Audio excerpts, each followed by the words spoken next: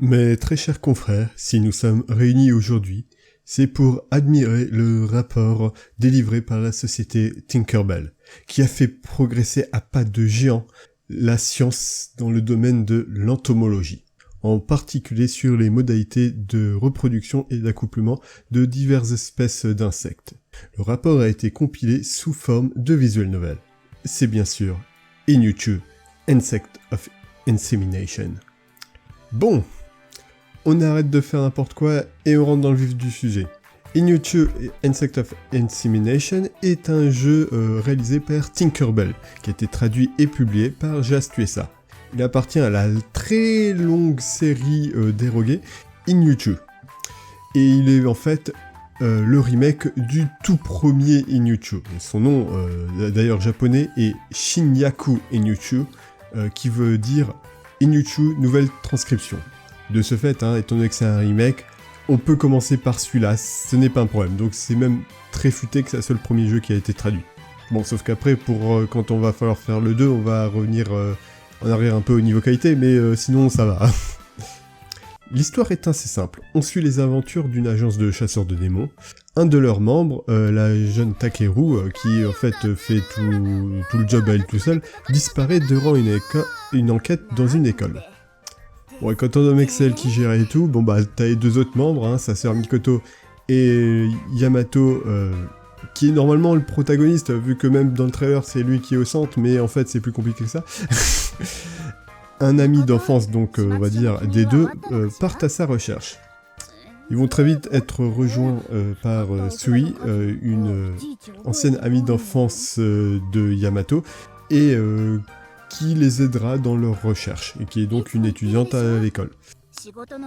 Bon, on va pas tortiller du cul pour chier droit, c'est un ukié, donc bon, le but principal c'est de titiller et de faire juter sa mayonnaise.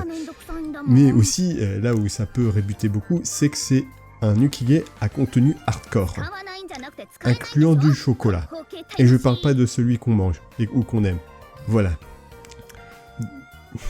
Donc, ça reste à savoir. En général, on peut l'ignorer parce qu'il y a quand même suffisamment de contenu pour l'ignorer, mais il pop en général une fois par scène, donc voilà. Mais donc oui, c'est du contenu hardcore, en général il n'y a pas de gourou, ça s'arrête vraiment avant le gourou, avant le sang, enfin surtout le fait avant de voir le sang, parce qu'il y a quand même des trucs assez immondes au niveau anatomique qui sont faits.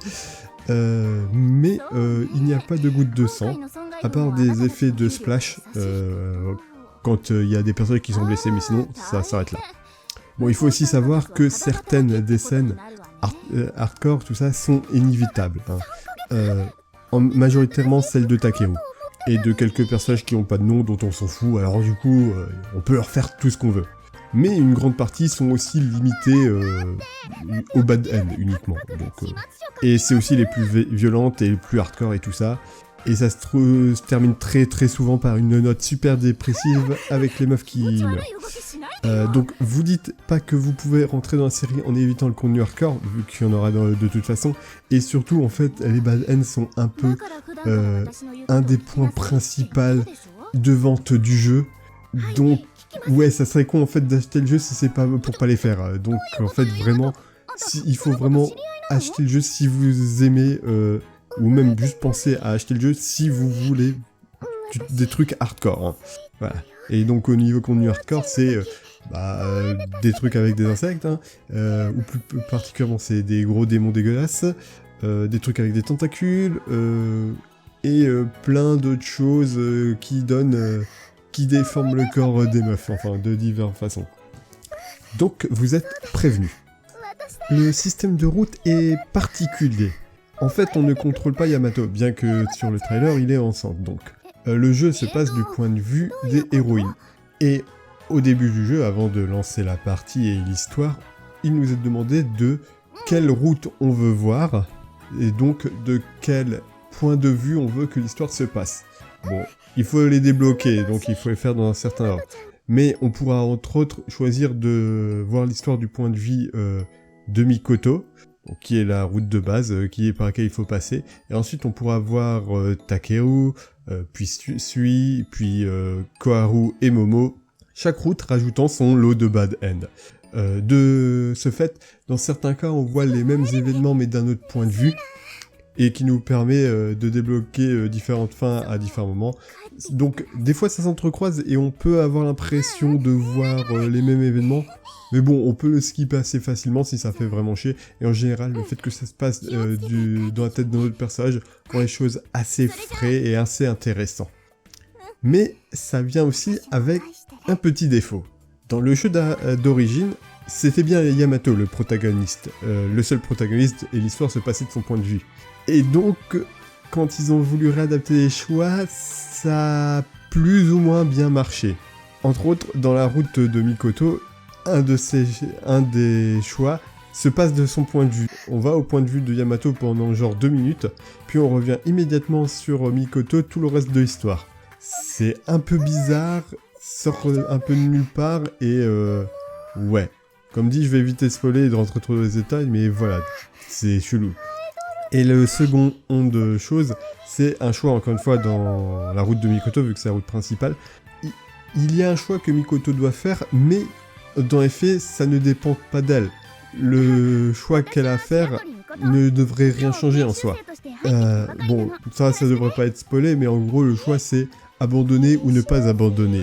Mais bon, le bon étant bien sûr de ne pas abandonner, ce qui est la logique. Mais en fait, on s'en fiche, ça change rien. C'est pas elle qui... Le fait qu'elle abandonne ou qu'elle n'abandonne pas ne change rien en fait à comment les choses devraient se passer. Elle ne fait rien de spécial, en fait. Elle est complètement inutile, et même quand on choisit de ne pas abandonner, elle perd complètement espoir. C'est Yamato qui fait un choix difficile et déterminant qui permet ou non à l'histoire de se conclure correctement. Enfin, à cette situation d'être résolue ou pas. On va plutôt. Donc, c'est un peu bizarre. Autre bémol, les scènes d'action en général. Je les ai trouvées assez molles et pas super marquantes.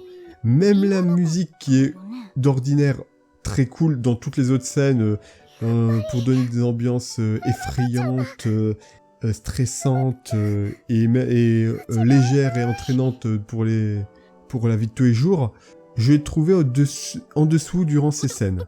Et beaucoup de CG d'action manquent d'intensité et font un peu recracher.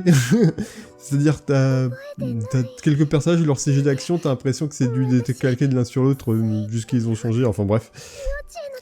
Ouais, donc c'est pas super mis en avant, à comparer à Aiden's Return, c'est clairement en dessous, quoi. Là où Aiden's Return, il y avait quand même beaucoup d'epicness, d'action, ça bougeait beaucoup, c'était très vif. Voilà, donc, voilà. Aussi, un autre gros point négatif qui peut être agaçant et en vrai repoussant, c'est la traduction. Alors, la traduction est pas complètement aux fraises, complètement pourrie, mais ça reste une traduction libre avec de la localisation pour normie. Ce qui est complètement débile et ne fait aucun sens quand on connaît le type de visual novel que c'est. Hein. C'est vraiment un visual novel très niche, très fétichique. Donc les normies n'ont rien à foutre là. L'exemple qui me vient tout de suite en tête, c'est Sui, qui entend donc dans sa route des élèves parler de glaçage. Et se demande pourquoi ils veulent savoir si elle aime les donuts. Voilà, donc ça c'est comme ça que ça a été traduit dans la version anglaise. Mais dans la version japonaise, elle parlait de bukkake. En fait, il parlait de bukkake. Et donc elle pensait que eux étaient en train de parler de nouilles, vu qu'au Japon c'est des nouilles, les nouilles bukkake. Hein, voilà. Genre du grenier, on avait peut-être parlé, il y a sûrement le clip qui traîne sur YouTube, sur la chaîne de fans de genre de... Bon, enfin bref. Voilà, c'est ce genre de stupidité hein, qu'on trouvait à l'époque dans les Pokémon où les boulettes de riz c'était des donuts de gelée et des sandwichs et autres trucs. Donc, retrouver ça encore maintenant, c'est un peu casse-couille. Ah, c'est vraiment de la localisation, c'est pas le truc... que je porte le plus de mon cœur, donc je pourrais comprendre si ça rébute des gens, en vrai. Mais bon, après, le reste est très bien, les dessins sont sublimes, les scènes de tous les jours très sympathiques, très marrants, les personnages super attachants, sauf Takeru que je peux pas blairer, mais sinon ça va. Les autres personnages ça va, on s'y attache très vite, c'est très intéressant. Les chaînes sont cauchemardesques et titillantes à souhait, exactement ce qu'on veut. Donc vraiment le jeu, c'est sur quoi il se concentre, ce qu'il veut vendre et ce qui veut nous attrayer. Voilà. C'est un jeu qui est fétichiste hardcore, espacé avec des tranches de vie de qualité et rigolote, pour faire respirer et pour renforcer l'aspect désespoir et fin apocalyptique des mauvaises fins. Et du coup, c'est très bon, faut uniquement se concentrer sur ça. Le reste, voilà, on peut un peu laisser passer, en tout cas ce qui est du domaine d'histoire.